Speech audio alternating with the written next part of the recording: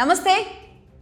సేద తీరడానికో లేదంటే సరదాగా గడపడానికో పాకిస్తాన్ బోర్డర్ దాకా, అంటే ఒకవైపు హిమాచల్ ప్రదేశ్ కానీ లేదంటే జమ్మూ కాశ్మీర్ వైపు కానీ ఎటైనా సరే అక్కడి వరకు ఒక చల్లటి ప్రాంతాలని చూసొద్దాం అని పెళ్ళైన కొత్త జంట కానీ, లేదంటే కుటుంబ సమేతంగా పిల్లలు పెద్దవాళ్ళు అందరూ కలిసి కానీ, లేదంటే ఆఫీస్ టూర్స్కి సంబంధించి ఏదైనా ఎంఎన్సీ పెద్ద కంపెనీలు తీసుకువెళ్ళే టూర్స్ కానీ అందరూ వెళ్ళిన చోట ఎవరు ఊహించినట్టుగా ఒక్కసారిగా దుండగులు వచ్చి కాల్పులు జరిపి పిట్టల్లా కాల్చేస్తూ ఉంటే ఏంటి?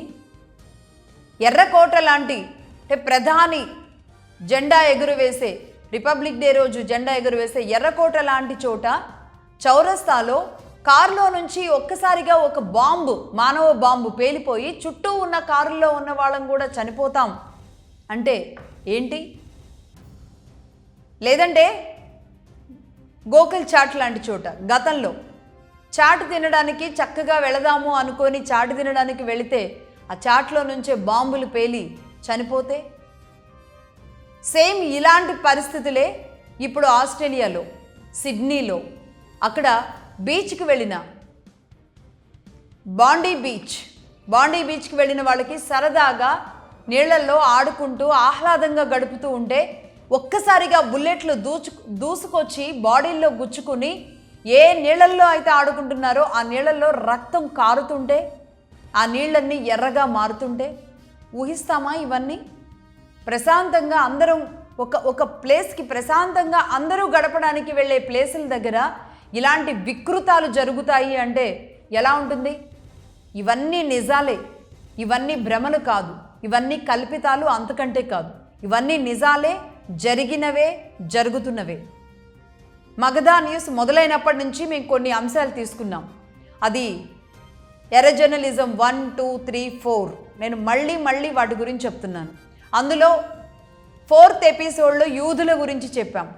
యూదులు ఏ దేశానికి వెళ్ళినా వాళ్ళు జెనసైడ్ని ఎదుర్కొన్నారు అని, అంటే వాళ్ళ మీద ఏదో ఒక రకంగా మారణ హోమం ఏదో ఒక విధంగా వాళ్ళని చంపడం అనేది జరిగింది, వాళ్ళని అంటరాని వాళ్ళగా చూడడం జరిగింది, వాళ్ళని లేకుండా చేయడానికి అనేక కుట్రలు జరిగాయి. అది ఎవరు చేశారు, దాని వెనక ఎవరున్నారు? ఇన్నేళ్ల పాటు, అంటే దాదాపుగా 2000 సంవత్సరాల తర్వాత వాళ్ళ దేశాన్ని సాధించి వాళ్ళ దేశానికి వెళ్ళేలాంటి పరిస్థితులు వచ్చాయి అంటే యూదులు పోరాట యోధులు. అందుకే స్టిల్ ఇప్పటికి కూడా ఏ దేశంలో ఉన్నా వాళ్ళని టార్గెట్ చేస్తూనే ఉన్నారు. నిన్న సిడ్నీలో జరిగిన ఘటన కూడా అలాంటిదే. బాండీ బీచ్ దగ్గర, ఆస్ట్రేలియాలోని బాండీ బీచ్ దగ్గర జరిగిన ఘటన అలాంటిదే. అందరూ ఆడుకోవడానికి వెళ్ళారు. ఒక్కసారిగా తెగబడ్డ ఉగ్రవాదులు ఇద్దరు, తండ్రి కొడుకులు ఇద్దరు. కొడుకు పేరు నవీద్ అక్రమ్, ఇతడు ప్రాణాలతో దొరికాడు, తండ్రిని మట్టుబెట్టారు. అప్పటికప్పుడే పోలీసులు యాక్టివ్ అయ్యి వీరిద్దరూ కూడా అక్కడ ఉన్న వాళ్ళని టపా కాలిస్తే దాదాపుగా 16 మంది అక్కడికక్కడే బుల్లెట్లు దూసుకురావడంతో, గుండెల్లో గుచ్చుకోవడంతో అక్కడికక్కడే చనిపోయారు. చిన్నపిల్లలు ఉన్నారు, పెద్దవాళ్ళు ఉన్నారు. 27 మంది క్షతగాత్రులు అయ్యారు. వీరిలో కొంతమంది పరిస్థితి విషమంగా ఉంది. ఇంకా ఇలాంటి ఘటన కళ్ళ ముందు జరుగుతుంటే, అంటే మనం ప్రశాంతంగా ఉన్నాం. కొంతమంది కామెంట్స్ పెడుతున్నారు, మీరెందుకు ఈ విషయాలను చెబుతున్నారు అని. చాలా తక్కువ మందే. ఆ తక్కువ మందికి కూడా నేను చెప్పాలి కాబట్టి చెబుతున్నా, మీరు సైలెంట్గా ఉన్నా, మీరు ఏమీ జరగట్లేదు అని మీరు దుప్పటి కప్పుకొని కూర్చొని ఉన్నా, ఉండాల్సిన వాళ్ళు ఎవరు సైలెంట్గా లేరు.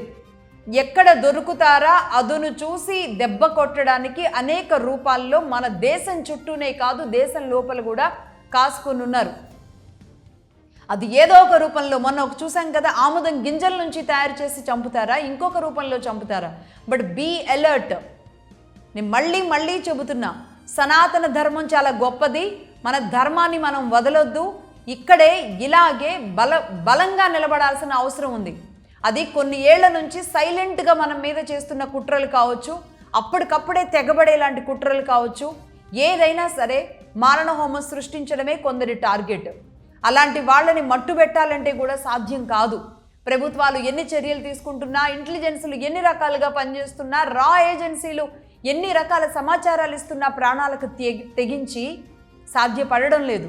ఎక్కడో ఒక్కడ ప్రపంచాన్ని కబళించాలి, ప్రపంచాన్ని మొత్తం తమ చేతుల్లో పెట్టుకోవాలి అన్న ఒక ఏదైతే కొన్ని ఏళ్ల నుంచి జరుగుతుందో ఒక వర్గం చేస్తున్న వికృత చేష్టలు ఇవన్నీ.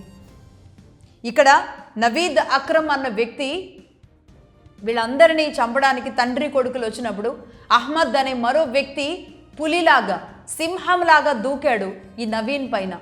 వెనక నుండి వెళ్ళి పట్టుకొని ఆ గన్నుని కాలనివ్వకుండా గన్నుని లాక్కొని తిరిగి అతని మీదే ఉగ్రవాది మీదే కాల్పులు జరపడానికి అహ్మద్ తన ప్రాణాలని సైతం లెక్క చేయకుండా అతని చేతిలో ఇతను కూడా గాయాలయ్యి ఇతను కూడా ఈరోజు ఇబ్బందికర పరిస్థితులను చనిపోయిన అతడు ఆ మాటలు కూడా వినబడుతున్నాయి ఆడియోలో.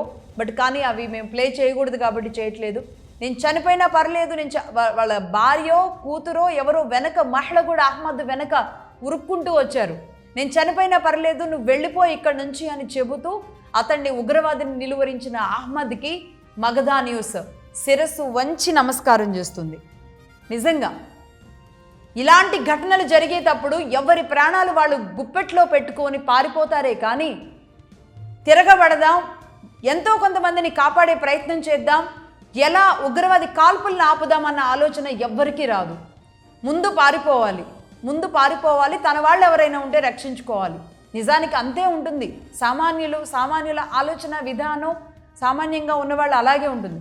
అంతకు మించి అతీతంగా ఆలోచించిన గొప్పవాళ్ళు ఉంటారు చూడండి, వాళ్ళే అహ్మద్ లాంటి వాళ్ళు. అలాంటి వీరులు భారతదేశంలో లక్షల కొద్దీ ఉన్నారు. అలాంటి వీరులు వదిలేస్తే ఇలాంటి ఉగ్రవాదుల్ని ఏరి అవతల పడేస్తారు. అలాంటి వీరులు ఉన్న భరత నేల చాలా గొప్పది. దానికోసమే ఇలాంటి అహ్మద్ చేసిన ఈ విషయాన్ని తీసుకొచ్చి చెప్పడంలో పర్టికులర్గా ఈ విషయాన్ని పాయింట్ టు పాయింట్ వివరించడంలో ఉద్దేశం అదే. ఇలాంటి ఘటనలు జరిగినప్పుడు మనం చూస్తున్నాం. మొన్న మధ్య కర్నూలు బస్ యాక్సిడెంట్ జరిగి అంటే అలాంటి వీరులు ఉన్న నేల మీద ఎలాంటి పరిస్థితులు ఉన్నాయని చెప్తున్నాను. కర్నూలు బస్ యాక్సిడెంట్ జరిగి తన ఫ్రెండ్ మరణించి రోడ్డు మీద పడి ఉంటే బైక్ అక్కడే పడి ఉంటే అర్ధరాత్రి పూట వర్షం పడుతుంటే ఏం చేయలేక నిస్సహాయంగా నుంచొనున్న ఒక వ్యక్తి పట్ల ఒక్కరు కూడా కనికరం చూపలేకపోయారు చూడండి. ఇది భారతదేశంలో ఉన్న మన మధ్యలో మనతో ఉన్న వాళ్ళ మధ్యలో మారుతున్న మైండ్ సెట్స్. క్రూరంగా మనం మారం. సనాతనం గొప్పది, సనాతనం నిలబెడుతూ ఉంటుంది. అలాంటి సనాతనాన్ని నమ్ముకున్న మనం ఇలాంటి దాంట్లోకి మనం వెళ్ళొద్దు. అంటే నాకెందుకులే, నాకే, వై షుడ్ ఐ అనేలాంటి ఆలోచనలోకి మనం వెళ్ళకూడదు. కానీ ఈరోజు మతం ఏదైనా సరే అహ్మద్ నిలబడ్డాడు చూడండి, అది గ్రేట్ అతను. రైట్, నేను నిన్న కూడా చెప్పాను, అఖండ గురించి చెప్తూ మన మీదకి ఎవరైనా గన్ను పెట్టారు అంటే తిరిగి విజృంభించమని చెప్పింది సనాతనం.